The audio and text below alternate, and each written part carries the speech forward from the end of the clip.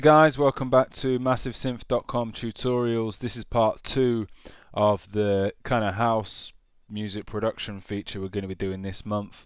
Looking at some production tips for deep house, tech house, techno. In part 1 of this tutorial we made these kind of drums here that I played for you.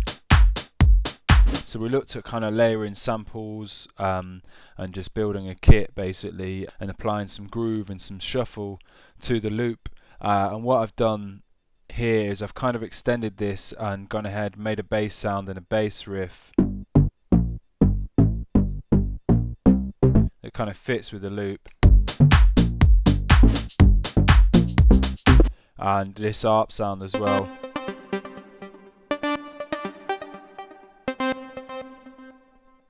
So in this tutorial today I'm going to show you how I put these sounds together, how I kind of create the riff.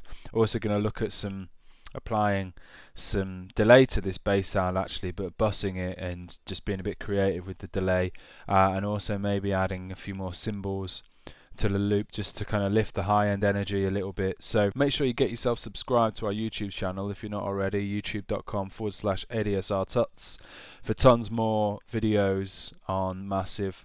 So yeah, make sure you check that out. So let's start here with this bass sound, which was actually a preset I've made previously for a deep house pack that I tweaked, and I took quite a lot of stuff away from it, so just stripped it down to its bare bones. So what I've got really is some detuned oscillators, so square saw, two square saws, you know, kind of detuned in opposite directions, 1 octave difference if you look at the pitch there. And then this oscillator 3 is the pulse width modulation oscillator that's detuned -5 semitones to give us that chord sort of element to the sound. And then some phase are being applied to oscillator 1. Just roughing up the sound, a bit like frequency modulation really, this phase mode on Massive. I've got some parabolic shaper just distorting things.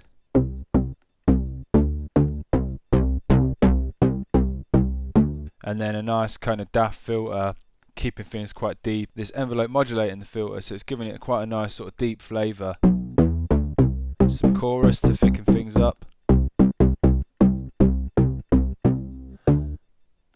And that's pretty much it really. Obviously keeping it monophonic. There's a bit of glide going on as well.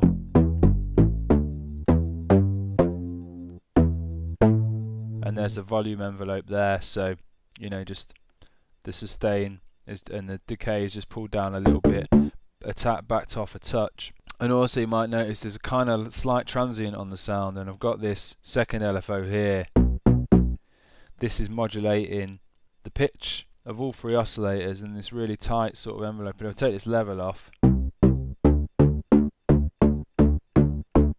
push it back up. You can hear it's kind of giving the sort of the attack of the sound a little bit of a pluck, a bit of a transient. So I thought it was quite nice to have on there.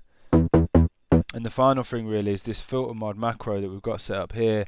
I've got this set up as a side chain for the envelope modulating the cutoff frequency, and then this macro here is actually a volume for this modulation amount. So if I play the loop here,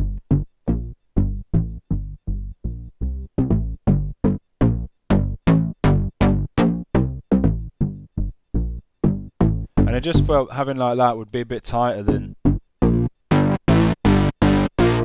doing the kind of cutoff frequency thing. So, and with this preset initially set up, there was some delay, sync delay in the second effect slot, but from a mix point of view, a mix perspective, it's going to be quite difficult to control that delay out of Massive. So what I wanted to do here is recreate a similar delay that I had there using a bus send. So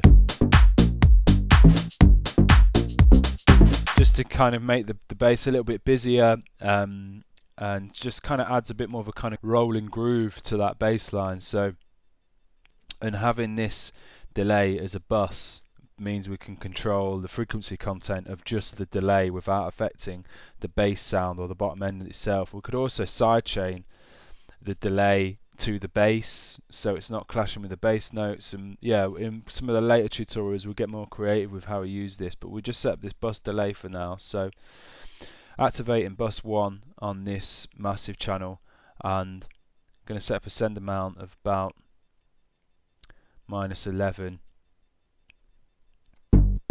so we're getting some volume into this bus channel here. And then let's apply a delay in here, so go for Logic's tape delay, so you can hear that delay in there, and maybe change the speed of the delay so it's a bit more rhythmic. Solo this with the kick drum.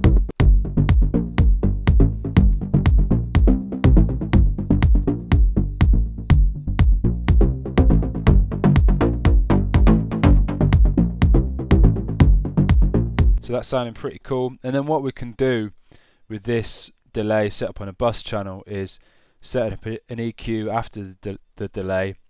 Check the analyzer. We're getting quite a lot of low end in that delay, which we don't really want, so we can just roll that off.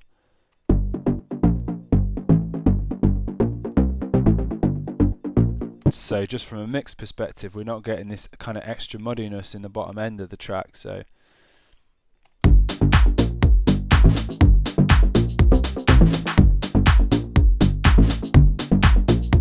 and the way I got this bass riff in here was I just started programming some notes on the G2 here, and just to keep things in the kind of G minor scale, or just, you know, knocked a couple of notes up, +2, +3, +5 from the G note, just keeping as many notes as I could in the offbeat, or avoiding some of them clash with the kick drum, these two here, which so we need to duck these out on the side chain, that one does as well, but just trying to keep them in the offbeat and also in the shuffly bit, so you've just got this quite sort of rhythmic sort of bass line. So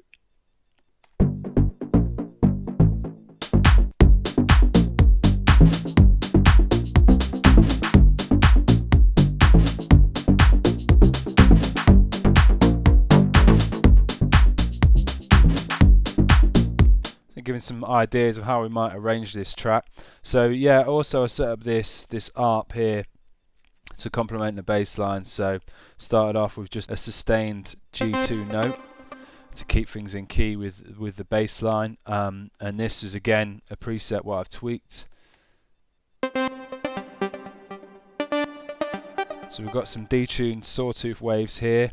We're not using oscillator 3. We're just using this low pass filter here as well.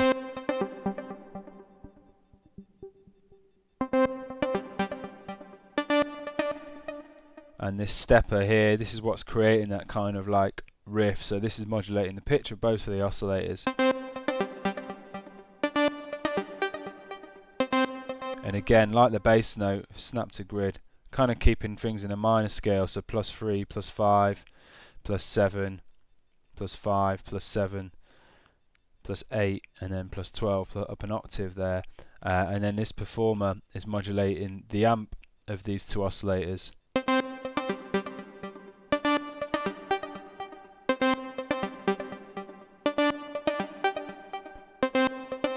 So just kind of jumping up those notes, which had felt just when you listen to it with the bass line maybe and just the kick drum.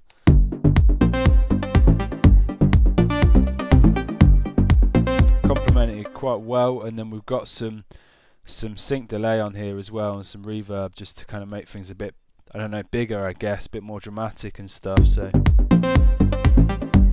again, that's it with the sound really. There's a volume envelope, just sharp attack and kind of pushes sustain up.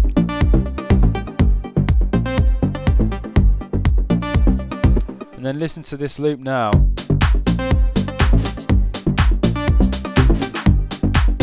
Could have a few more cymbals in there just to kind of impact that sort of high frequency element, add a bit more energy up there. So let's create a new software instrument underneath these shakers.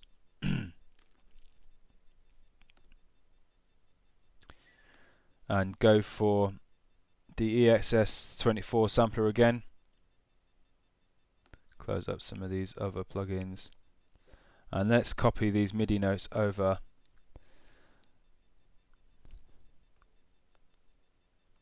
And I'm thinking if we have some rides or some open hats in here, just to have them on the beat and the offbeat, which would sound pretty cool. And copying these transient hats over means I'm retaining that kind of shuffle that we set up on them. So they're a tiny little bit late. So in this new software instrument we've got set up here, there's loads of some samples in here. We've got these Vengeance packs. All the Vengeance packs are really nice.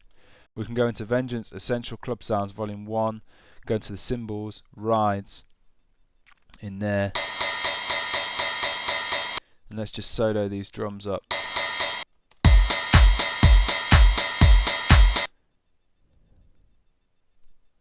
Take this volume down.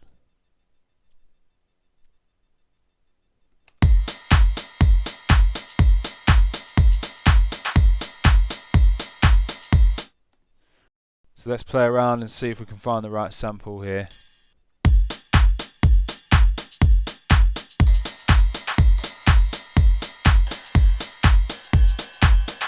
So that sounds pretty cool, but we could actually adjust this sampler here.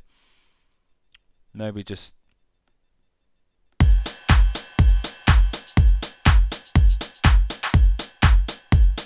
edit the decay really of those rides, and then back the attack off a bit as well.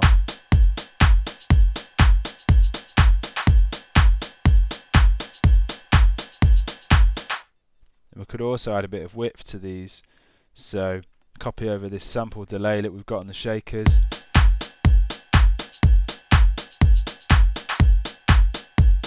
Maybe rein it in a little bit.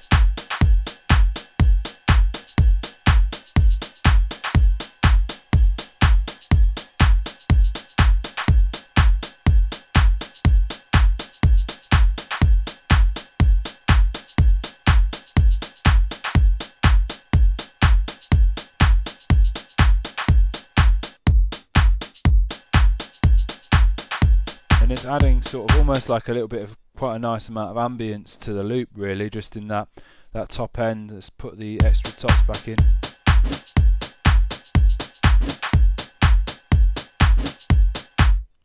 And unsolo the synths.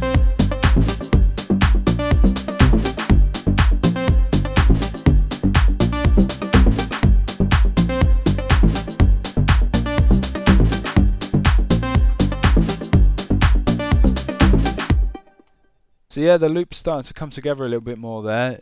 Still plenty of work to be done, so I think in part 3 we'll look at processing some of those drum sounds a little bit more, maybe some bus processing, and also looking at this bass sound as well, just applying some sidechain and just kind of dealing with this tape delay as well on the bass and kind of sidechaining that, and just adding some nice warmth to these sounds really. You know, with like a lot of house and techno, you kind of got a big sort of warm kind of flavor going on, so we'll look at some of that. So yeah, I hope you enjoyed this tutorial. Any questions, please get in touch, or any feedback for us, just what we're doing with this kind of massive subscriber video content really. Any stuff you want to see in the future, or any stuff you're finding really useful, then we'd love to hear from you, so give us a shout. Make sure you check out massivesynth.com. Tons more tutorials on Native Instruments Massive, so loads of stuff on there for you to check out. And thanks for watching. Hope to see you again soon. Cheers.